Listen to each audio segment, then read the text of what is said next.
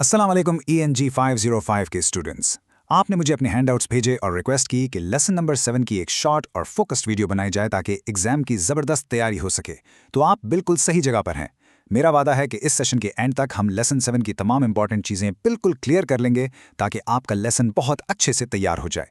Tension बिल्कुल नहीं लेनी, चलें जल्दी से शुरू करते हैं। अच्छा, तो आज हम 4 मेन टॉपिक्स कवर करने वाले हैं। पहला रियलिटी ऑफ मिथ्स यानी CPH, दूसरा इंट्रोडक्शन टू यूनिवर्सल ग्रामर, फिर हम देखेंगे प्रिंसिपल्स एंड पैरामीटर्स और आखिर में बात करेंगे सेकंड लैंग्वेज और यूनिवर्सल ग्रामर की। तो चलें अपने पहले सेक्शन की तरफ चलते हैं, रियलिटी ऑफ मिथ्स यानी CPHE। अब एक बहुत ही कॉमन सवाल जो अक्सर जहन में आता है, क्या वाकई उम्र बढ़ने के साथ कोई नई ज़बान सीखना मुश्किल या नामुमकिन हो जाता है? आपने शायद क्रिटिकल पीरियड हाइपोथेसिस या CPH के बारे में सुना हो। एक आम सा तासुर है ना कि बच्चे दूसरी ज़बान सीखने में बड़ों से कहीं ज़्यादा तेज़ होते हैं और एक ख़ास एज के बाद किसी नई ज़बान में फ्लुएंट होना पॉसिबल नहीं रहता। लेकिन क्या वाकई ऐसा है? देखें, 1970 में H.H. स्टर्न ने CPH के इस मिथ या अफसाने को बड़े ज़बरदस्त तरीके से गलत साबित किया। उन्होंने कहा कि फर्स्ट लैंग्वेज एक्विजिशन यानी हमारी मादरी ज़बान और सेकंड लैंग्वेज एक्विजिशन में बहुत सी बुनियादी मुमासलतें हैं। उन्होंने 4 मेन पॉइंट्स दिए। पहला, दोनों सूरतों में आपको बेपनाह प्रैक्टिस की ज़रूरत होती है। दूसरा, ये दोनों इमिटेशन यानी नकल करने पर बेस्ड हैं। तीसरा, दोनों में सीखने का एक नेचुरल ऑर्डर होता है। और सबसे अहम बात, दोनों में हमेशा समझना यानी अंडरस्टैंडिंग बोलने से पहले आती है।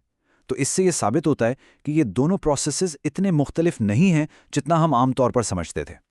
अब हम चलते हैं अपने दूसरे सेक्शन पर, introduction to universal grammar. Universal grammar या जिसे हम शॉर्ट में UG कहते हैं, इसका कॉन्सेप्ट बहुत ही मशहूर माहिर लिसानियात नोअम चॉम्स्की ने दिया। अब ये है क्या?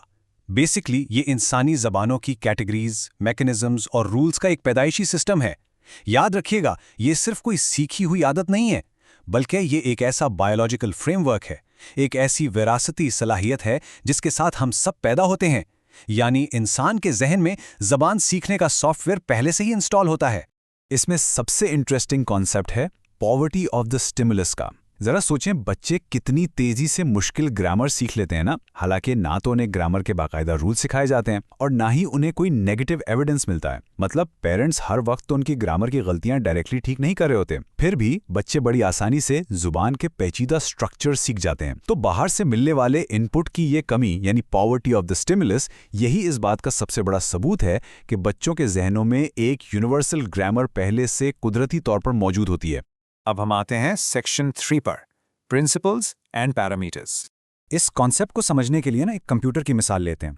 प्रिंसिपल्स को आप एक यूनिवर्सल मेंटल हार्डवेयर की तरह समझें जो दुनिया की हर जुबान के लिए सेम होता है और हम सब उसके साथ पैदा होते हैं। दूसरी तरफ पैरामीटर्स जो हैं वो मखसूस सॉफ्टवेयर सेटिंग्स की तरह हैं। ये वेरिएबल होते हैं, मतलब आप जिस माहौल या एनवायरनमेंट में बड़े होते हैं, इसी लिहाज से ये सॉफ्टवेयर सेटिंग्स ऑन या ऑफ हो जाती हैं। इसे एक मिसाल से समझते हैं। प्रो ड्रॉप पैरामीटर को ले लें।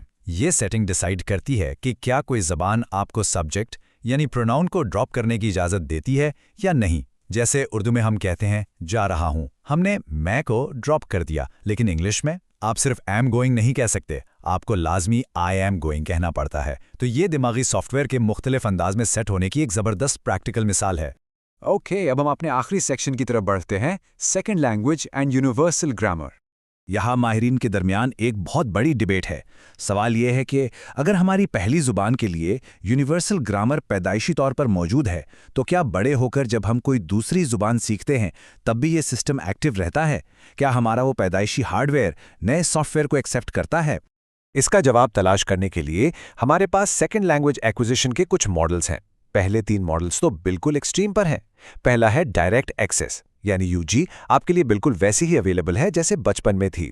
दूसरा, इनडायरेक्ट एक्सेस यानी आप UG तक सिर्फ अपनी पहली जुबान के थ्रू ही पहुंच सकते हैं। और तीसरा है नो एक्सेस, जिसका मतलब है कि ये इंजन अब बिल्कुल बंद हो चुका है। लेकिन जरा रुकिए, असल जवाब हमें चौथे मॉडल में मिलता है। और ये पॉइंट आपके एग्जाम के लिए बहुत बहुत इंपॉर्टेंट है। 1985 में पेश किया गया फीलिक्स का ओवरऑल मॉडल। ये मॉडल पिछली तमाम थियरीज को कंबाइन करता है और कहता है कि सेकंड लैंग्वेज सीखने वालों को यूनिवर्सल ग्रामर तक पार्शियल एक्सेस यानी जुज़वी रसाई हासिल होती है। मतलब ये सिस्टम ना तो पूरी तरह बंद होता है और ना ही पूरी तरह खुला, बल्कि कहीं दरमियान में होता है। और यही वजह है कि दूसरी जुबान सीखना पॉसिबल तो है, लेकिन उसके लिए हमें अक्सर काफ़ी शौरी मेहनत करनी पड़ती है। नोम चॉम्स्की का ये फेमस कोट जेनरेटिविस्ट नजरिए को बिल्कुल परफेक्टली समराइज करता है। The essence of human language is the system of principles, conditions, and rules that are elements of all human languages. सादा अल्फाज में इसका मतलब ये है कि इंसानी जहन कोई कोरी स्लेट नहीं है, बल्कि ये रूल्स और प्रिंसिपल्स के एक गहरे सिस्टम के तहत काम करने वाला एक इंतहाई पावरफुल नेचुरल लैंग्वेज प्रोसेसर है। तो ENG 505 के स्टूडेंट्स, जाने से पहले मेरा आपसे एक सवाल है। आप जो भी ज़बानें बोलते हैं या जो नई ज़बान सीखने की कोशिश कर रहे हैं, क्या आपको उसमें अपने इस छुपे हुए यूनिवर्सल इंजन की कोई झलक नज़र आती है? जब आप इन थ्योरीज को अपनी रियल लाइफ और अपने बायलिंगुअल तजुर्बात से रिलेट करेंगे ना, तो ये आपको एग्जाम के बाद भी याद रहेंगी। लेसन 7 की तैयारी के लिए यह सारी इंपॉर्टेंट चीज़ें थी। Best of luck for your exams और मिलते हैं अगले सेशन में।